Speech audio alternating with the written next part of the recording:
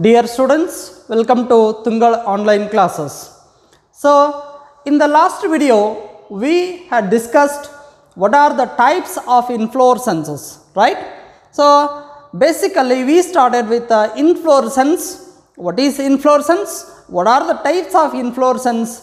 And so now we shall start with the next topic, that is flower. So, what is this flower? Usually you will find many flowering plants around us, right? They bear flowers, right? So these flowers are aesthetic in nature. They are very beautiful, that enhance the beauty of this nature itself, right? So that is why they are aesthetic one.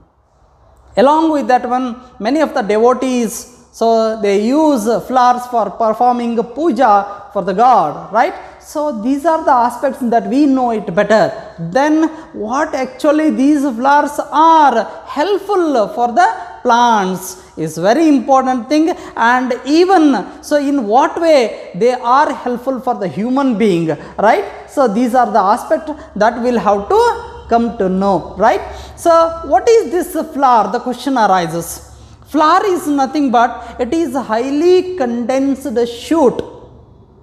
It is highly condensed shoot and it is meant especially for sexual type of reproduction in flowering plants, right? Hence it is said to be as reproductive part of the flowering plants, right? So what is flower? It is a highly condensed shoot part, right? So it is highly condensed shoot part meant especially for sexual reproduction. It is the definition of flower. It is highly condensed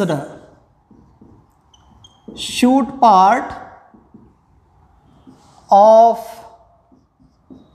plant meant specially for sexual reproduction. So it is called as flower. Then how do you agree that this flower is a shoot part? When you see the flower, there you will find many of the petals, sepals itself. They are nothing but they are a kind of floral leaves, what we call them as, right? So let us know this is nothing but highly condensed shoot part. So how do we come to know? Let us see here. So this is a flower. Consider this is one part. So this part itself is highly condensed one. It bears means this is thalamus basically. This is nothing but base of the flower or floral whorls, floral leaves, what we call it. So this is highly condensed, on which what happens here is sepals are rising, right? Even petals are also arising over here. And even so there you will find this kind of structure even. Okay, this part is also rising. What this part is indicating, let us see. Okay, so this is nothing but sepal, right? All sepals together form what? Calyx. Right? What is this one? Petal, right? And what is this one? Ovary. This is style. This is stigma. So these are the parts of the flower. So the base of the flower itself is called as a thalamus, or it is also called as torus. See here, 4 whorls that we come across over here in the flower. So in one flower, 4 whorls. 4 whorls of what? Of floral leaves. 4 whorls of what? Floral leaves are there. See here, in every plant you will find the nodes over here. This is one node, this is another node, this is another node.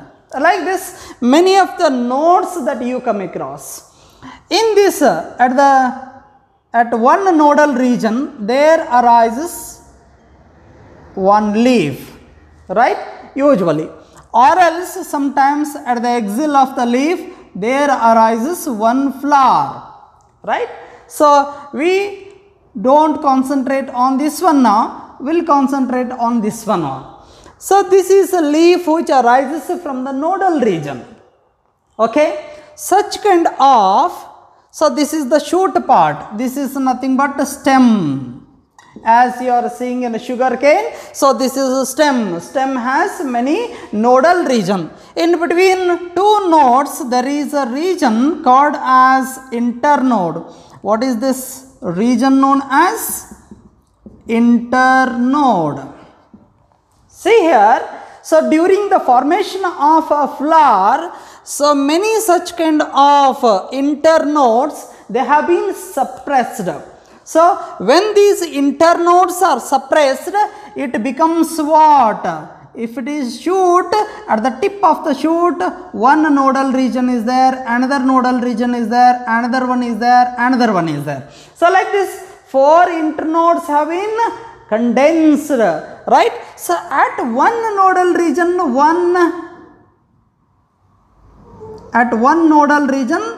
one floral leaf that arises. See here, this is calyx. Calyx is nothing but sepal. So, one nodal region at which one floral leaf that arises, and that floral leaf form, consider this one. This is an imagination, okay. So, this is one floral leaf that is sepal, okay. One sepal is raised from one node, and second node from which arises second floral leaf, that is nothing but petals.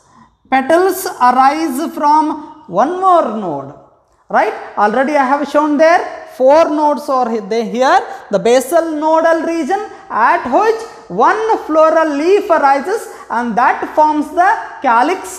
That is nothing but all sepals are born there, right? So, above that one more nodal region is there. At that region, one more floral leaf that arises, and that is nothing but petal. In the same way, above 2 are there. What they form? Usually, one is forming androecium and another one is forming gynoecium. See here, so one is forming androecium. Androecium is nothing but male sex organ of the flowering plants. That is nothing but it contains stamens. What it contains? Stamen. It contains stamen. See here, one stamen is there. Such kind of many stamens may be present over here. So, all the stamens are forming one floral whorl. Then how many floral whorls are over now? So, first one is calyx. Sepals together form calyx. Okay, petals together form corolla. This is the second whorl, and androecium, that is nothing but stamens together form androecium, and final one that forms what? Ovary, style as well as stigma. Okay, ovary, this is nothing but ovary, this is nothing but style, and this is nothing but stigma. All these together form the female reproductive organ, that is gynoecium, right? All these 3, first one, second one, and this is third one. All these 3 together form carpel or gynoecium. Gynoecium, that is nothing but female reproductive organ it is, and this androecium itself is male reproductive organ it is. Okay. So, this is how one shoot, so in which so more number of internodal regions are compressed or suppressed, only the nodal regions remain there. From each nodal region there arises what? Each floral leaves. One floral leaves, that is sepals, all sepals together form calyx, and second floral leaf arises from another nodal region, that is corolla, that contains petals, and third one androsium, that is nothing but all the stamens, male sex organ itself, and fourth one is gynosium, that is female sex organ. This is how the shoot that suppresses itself, means so the internodal region suppresses itself so as to form highly condensed shoot part meant specially for sexual reproduction is called as flower itself. I hope you are so clear with how the flower is said to be as the shoot part, how it is said to be as shoot part. So one more point to be noted over here, this forms the thalamus. You know, in thalamus usually all the internodes have been suppressed. In thalamus all the internodes have been suppressed over here, right? So this is the point to be noted, right? And these flowers, especially 2 points to be noted over here initially, that is nothing but the biggest flower in the world is Rafflesia, right? So Rafflesia is the biggest flower.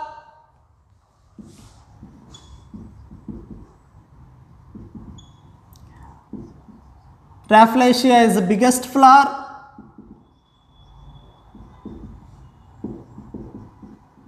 In the world, and Olfia is the smallest flower, is the smallest flower in the world itself, right? So lotus is our Indian lotus itself, you know it better, right? So this is the point to be noted, these 2 points to be noted over here. So we must know generally, right? So this is how the shoot part that forms this highly condensed shoot part, that is flower itself, right? So this is about the formation of the flower. Then what are the major parts of the flower that let us see now. So already I have drawn this diagram. So you know the basal part of this flower, that is nothing but thalamus, or it is called as torus.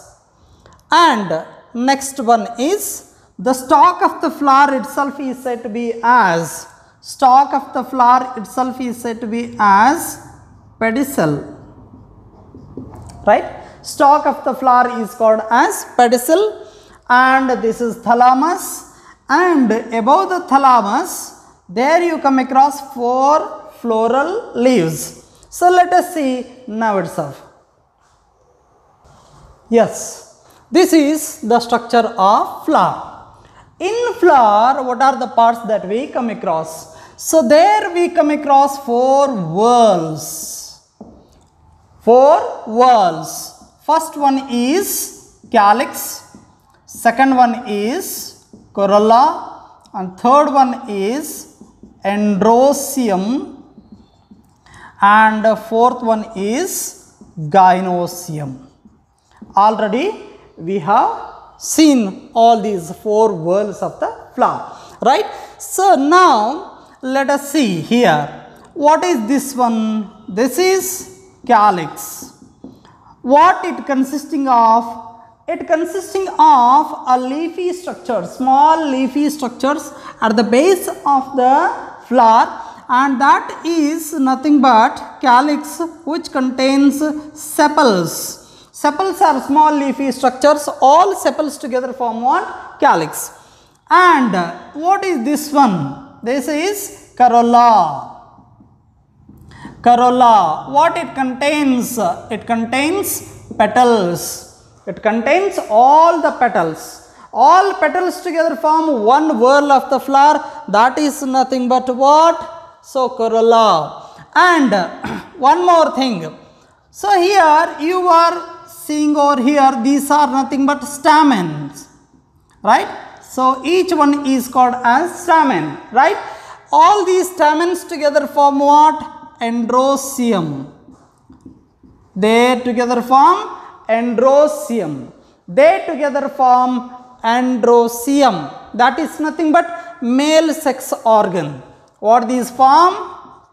Male sex organ they form, or male reproductive organ it is said to be as. Okay, androecium form male sex organ, and gynoecium mainly here this is nothing but stigma, and this is nothing but style, and this is nothing but ovary. And stigma, style as well as ovary, all these three together form what? Female reproductive organ itself. So what they form? Female reproductive organ, right? So this is the condition. So these are the four whorls of the flower that we come across. Already you know the stalk of the flower itself is called as pedicel, right? Stalk of the flower itself is called as pedicel, and so next one is the base of the flower itself is said to be as thalamus, right? Above which all the floral whorls are usually rising, right? So thalamus is there, pedicel is there, and all the four whorls of the flower are there, right? Calyx, it contains sepals.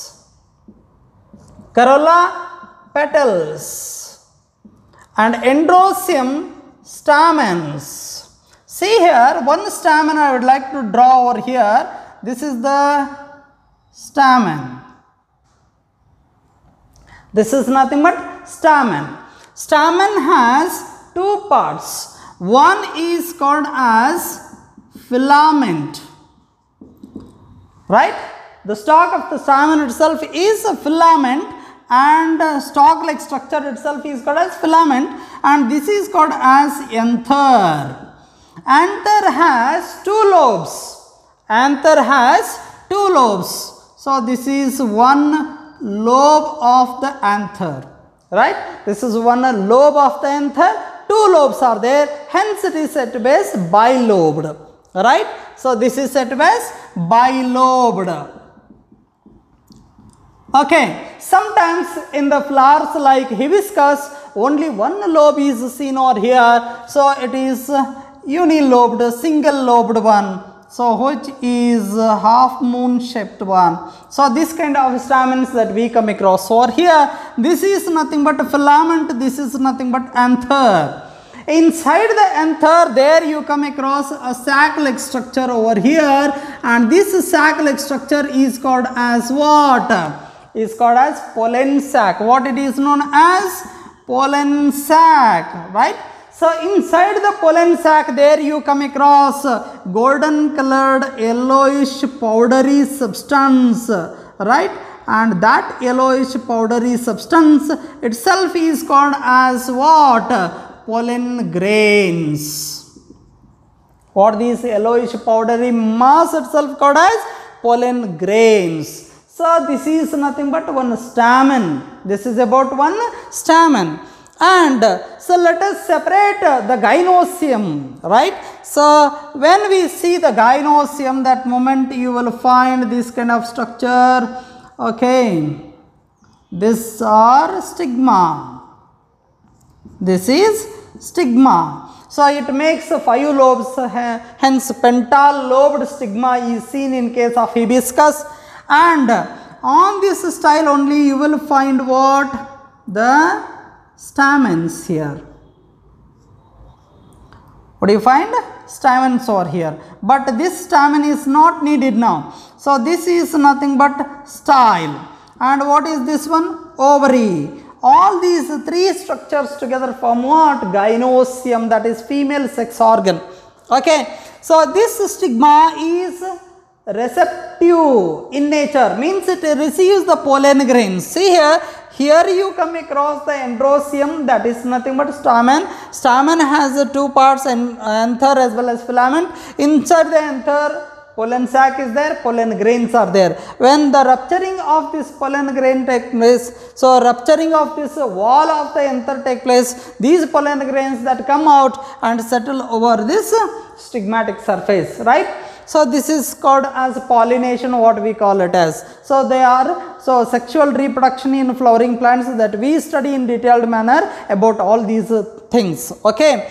So this is what also called as, this gynosium is also known as carpel, right, carpel.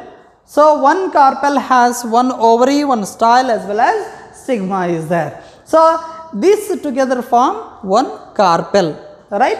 So single carpel may be there, many carpels may be there. So multicarpellary condition, unicarpellary condition is seen in different kinds of flower. All those conditions we'll discuss later. See here, in flower, first two whorls, that is calyx and corolla, so these are said to be as an extra whorls of the flower or accessory whorls of the flower. These are said to be as accessory whorls of the flower, and these two are called as essential whorls of the flower. So accessory whorls of the flower are nothing but these are extra whorls. These are also said to be as non-essential. Non-essential whorls of the flower they are said to be as, and these are said to be as essential whorls. Why they are called so? So why? Because these two, calyx and corolla, are they are not participating in reproduction itself, sexual reproduction. These two are not participating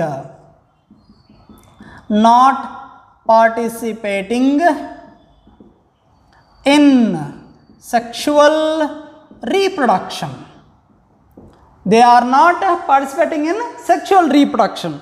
So hence these are called as extra whorls, non-essential whorls or accessory whorls. But one thing we should know here, corolla, that are nothing but petals it contains. Petals are so beautiful in nature, right? So they are colored one. So since they are colored one, they attract the insects towards the flowers itself. So through the insects sometimes pollination is possible. Pollination is nothing but, so they are attachment of the pollen grains or the falling of the pollen grains on the stigmatic surface itself is called as pollination. So the pollinators are nothing but insects. Sometimes they help in attraction itself, right? Partially they are participating, but actually they are not participating in sexual reproduction. The point to be noted over here, right? So hence these are called as accessory whorls. These are called as essential whorls. Why? Androsium makes the male sex organ and gynosium makes the female sex organ. Male gamete is present inside the androsium, female gamete is present inside the gynosium. Hence, so they participate in sexual reproduction. Hence they are called as essential whorls. They participate in sexual reproduction itself. Sexual reproduction itself, right? So hence these are called as essential whorls. And one more condition we must know, that is the condition is said to be as perianth condition. The concept of perianth is very important to you. So what is this perianth condition? It is a condition in which only one whorl of the flower is present or seen over here. So that whorl is said to be as perianth. Why? Because here we cannot distinguish, so whether they are petals or sepals itself. We cannot distinguish these two whorls of the flower, and that condition in which petals and sepals are not distinguished, the condition is said to be as perianth. It is the condition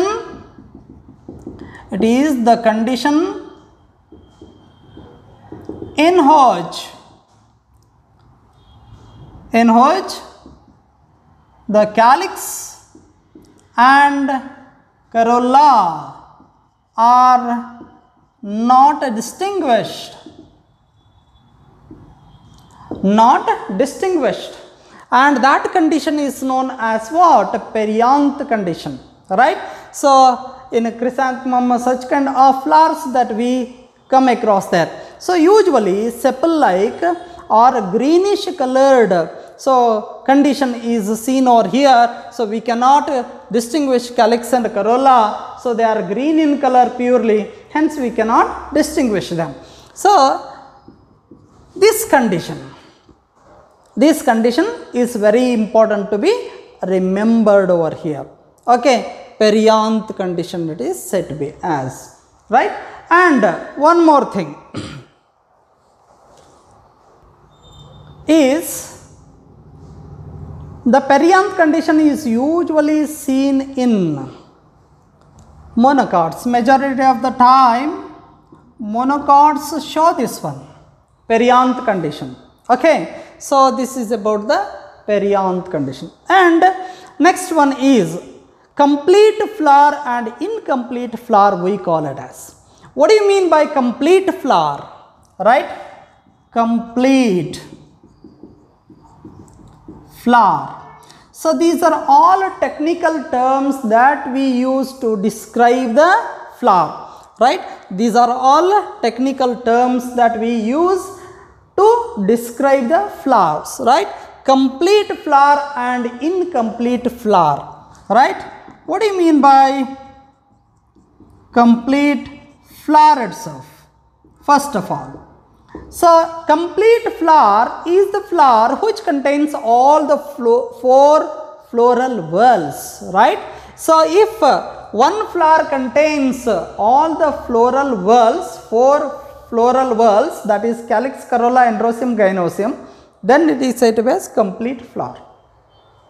If a flower contains any one of the whorls less, means so any one of the whorl is absent or there, then that kind of flowers are said to be as incomplete flower. In sometimes incomplete flower, what happens? So only the androecium is present, but gynoecium is absent there, right? If only gynoecium is there and androecium is absent, then the flower is female flower, right? So sometimes it may be male flower. So such conditions are said to be as complete and incomplete flowers itself. And very important one more thing related with this one, that is unisexual and bisexual and polygamous flower. These three conditions are more important over here. So what do you mean by unisexual flower? Uni means single sex organ may be present in these flowers, so that is nothing but unisexual flower. Only one sex organ is present, right? So hence they are said to be as unisexual one. Either male or female flower is said to be as unisexual one.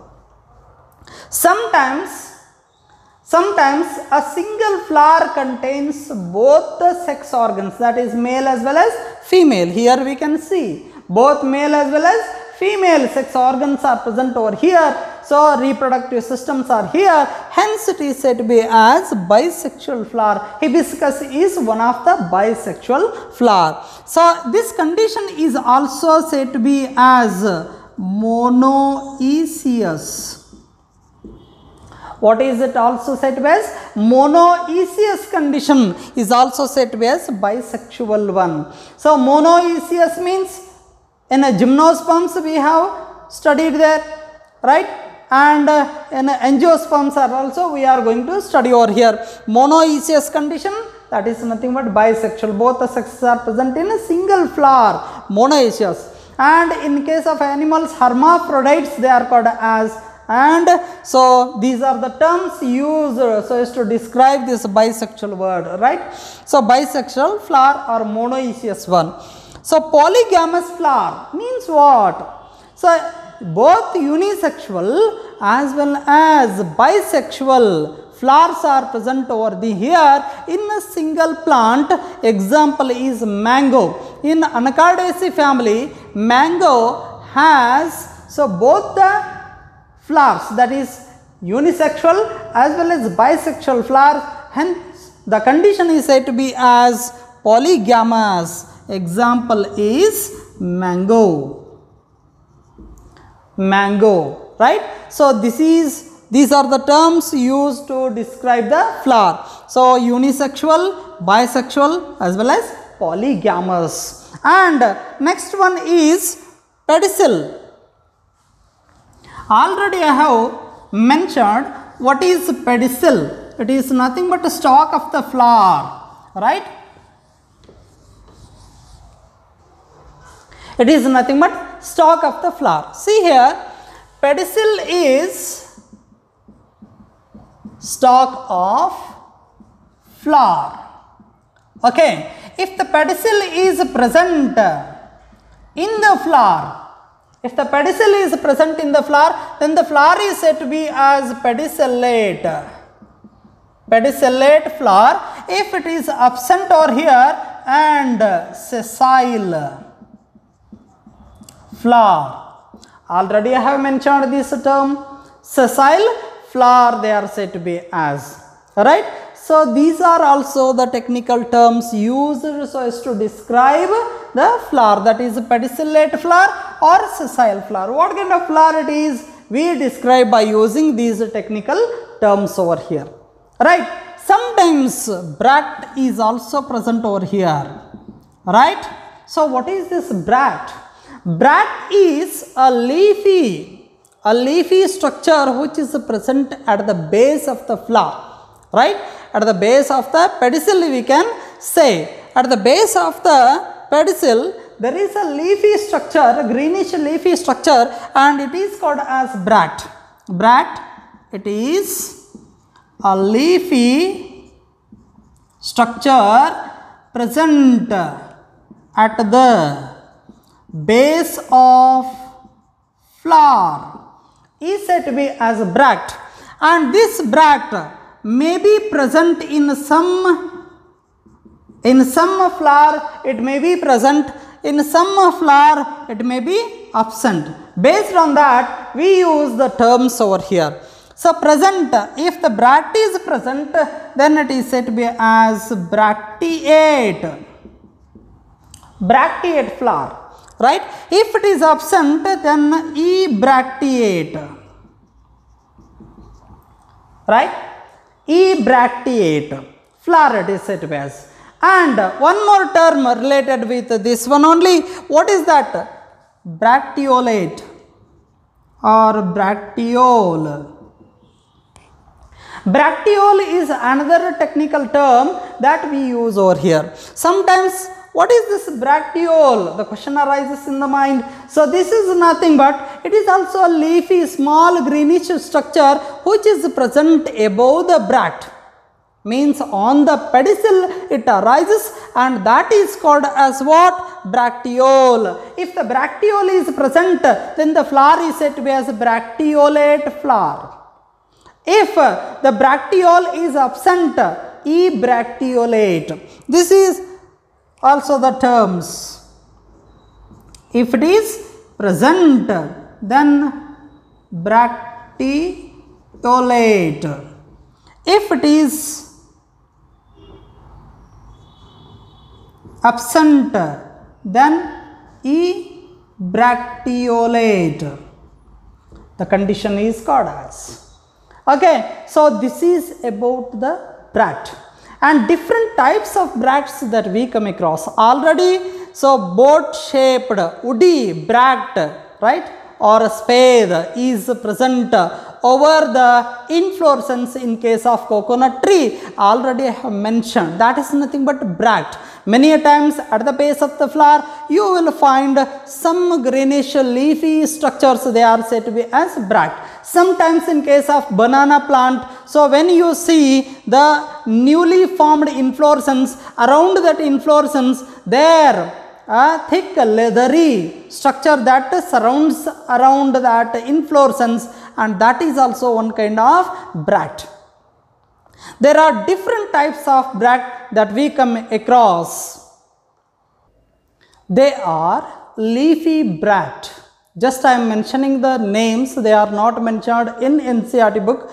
Remember, NCERT book is very important one. All the aspects which are mentioned in NCERT, they you must learn. So why I am explaining all these extra things is because you must understand what actually the bract is, right? So for that reason, just imagine there are some leaf like structures which are present at the base of the pedicel or the base of the flower, and that is called as what? Bract, right? And that bract may be leafy in nature, and that kind of a leafy bract is called as foliaceous bract. Folia means leaf, right? So there are some types of bracts that we come across. First one is leafy or foliaceous bract, and second one is spathy bract.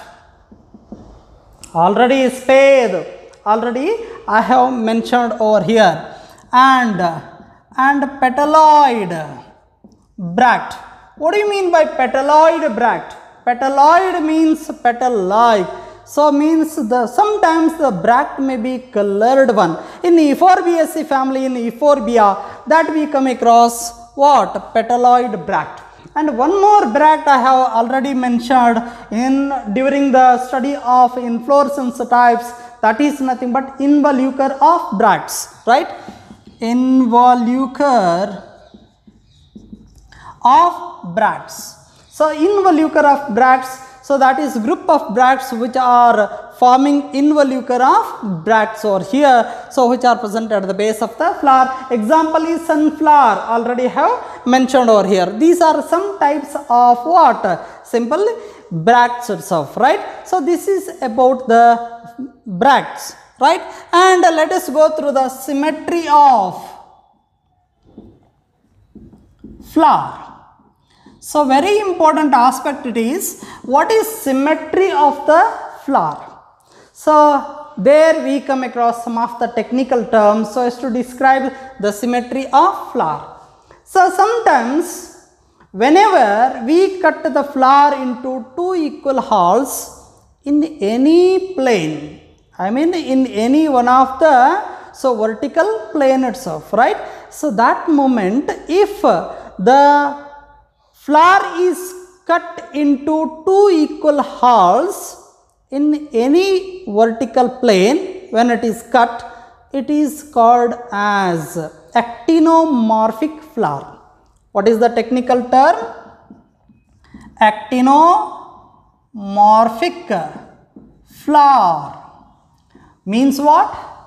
So this is the flower. Think that it is a flower, right? In any plane you cut this flower into two equal halves, then it is cut into two equal halves, okay? So in any plane, so maybe this one, so like this, in any plane you cut this one, so into two equal halves we can cut this flower, okay? And that condition is said to be as what? Actinomorphic. The flower is said to be as actinomorphic flower. So second one is zygomorphic. What do you mean by zygomorphic flower? This is nothing but, so we can cut the flower into two equal halves in only one vertical plane. So then the condition is said to be as what? Zygomorphic flower. See here, this is one flower.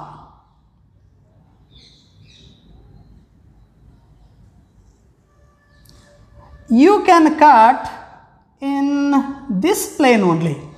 So this flower into two equal halves, then the condition is said to be as what? Zygomorphic flower. So sometimes the flower is not at all cut into two equal halves in any vertical plane, right? So that kind of flower is said to be as asymmetrical flower. What it is called as? Asymmetrical flower, right? There are three types of flowers that we come across. They are actinomorphic, zygomorphic, as well as asymmetrical flowers, right? So like this, they are also indicated by some of the symbols, right?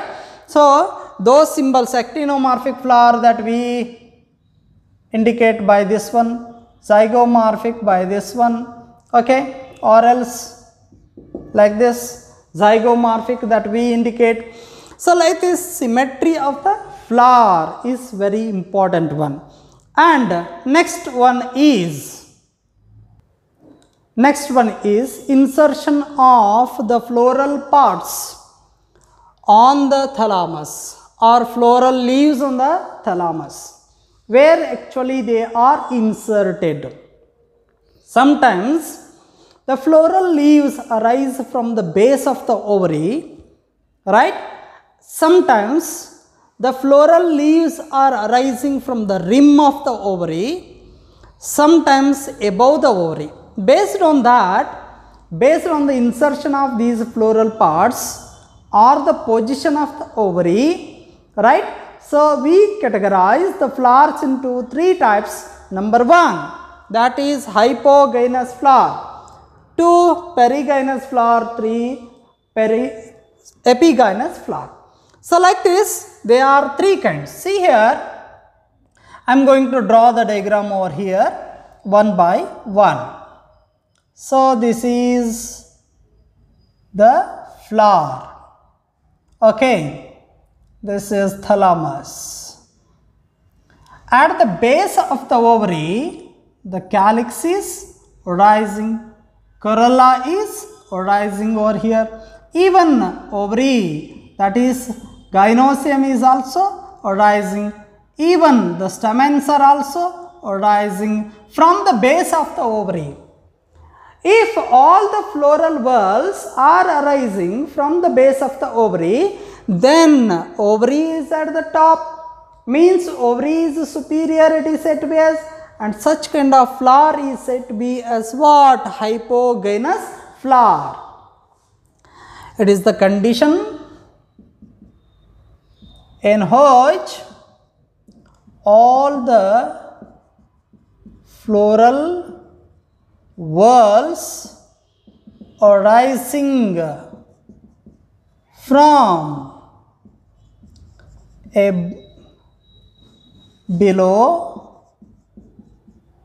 the ovary, or insertion of the floral parts or the floral whorls take place at the base of the ovary, then it is said to be as hypogynous flower.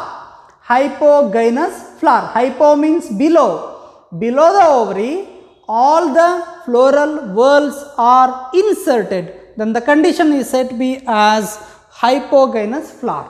Then in this condition, ovary is said to be as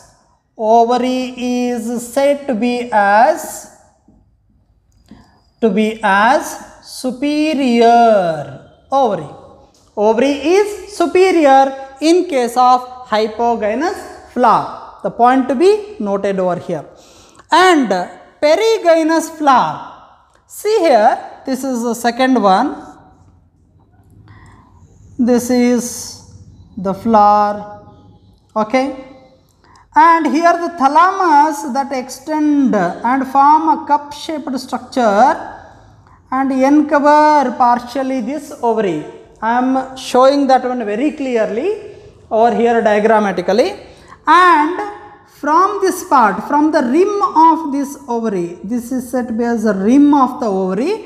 From the rim of the ovary, there arises the sepal as well as petal as well as the androecium as well as gynosium. Alright. So here, so all these floral whorls are arising from the rim of the ovary. If the floral leaves are inserted at the rim of the ovary, right, on the sides of the ovary, then the condition is said to be as, then the flower is said to be as perigynous flower. Perigynous flower. Then what about the ovary? Here it is superior. What about here? Here it is, here the ovary is said to be as half inferior. Half inferior it is said to be as. In pea as well as beans, you will come across this kind of flower, that is perigynous flower. And third one is epigynous. Epi means above. Above what? Above the ovary. What happens above the ovary? Insertion of floral leaves take place above the ovary. Once again here thalamus is uncovering the entire ovary. It makes the cup shaped structure and uncovers the entire ovary, and above the ovary the insertion of floral leaves take place. See here, so this is the flower. Okay, and I am showing here, this is cup shaped what? Thalamus. It has uncovered the entire ovary itself, right? Above the ovary, what happens here? Calyx is formed, corolla is formed, as well as androecium is also formed. Then the condition is said to be as epigynous flower. Epigynous flower is the type of flower in which insertion of floral leaves take place above the ovary. Then the condition is said to be as, then the flower is said to be as epigynous flower. Okay, so then what about the ovary here? Where it is superior or inferior? It is below the floral leaves, hence it is said to be as inferior. Ovary is inferior. Ovary is inferior in case of epigynous flower. Ovary is half inferior in case of perigynous flower, and ovary is superior in case of hypogynous flower. These are the three important points to be noted. So as NCERT says, and it is a very important point to be noted, so as far as NEET examination is pointed over here, right? Hypogynous, perigynous as well as epigynous. These are different types of flowers based on the insertion of floral parts. Remaining things we will discuss in the next video. Thank you.